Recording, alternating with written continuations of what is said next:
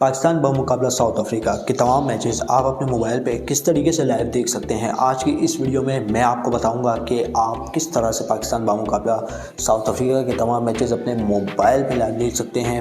अस्सलाम वालेकुम, टेक्निकल उर्दू में खुशामदीद। स्टार्टिंग में आप सभी से यही रिकमेंड करूंगा, अगर चैनल में नया चैनल को लाजमी सब्सक्राइब करके साथ में नोटिफिकेशन बेल आइकन में लाजमी क्लिक किया करें ताकि जब कभी इन फ्यूचर टेक से रिलेटेड इस तरह की कोई नई वीडियो अपलोड उसकी नोटिफिकेशन आपकी नोटिफिकेशन बार में आपको मिल जाया करें। तो यहाँ पे आपका ज़्यादा टाइम वेस्ट नहीं करता, वीडियो को शुरू कर लेते हैं।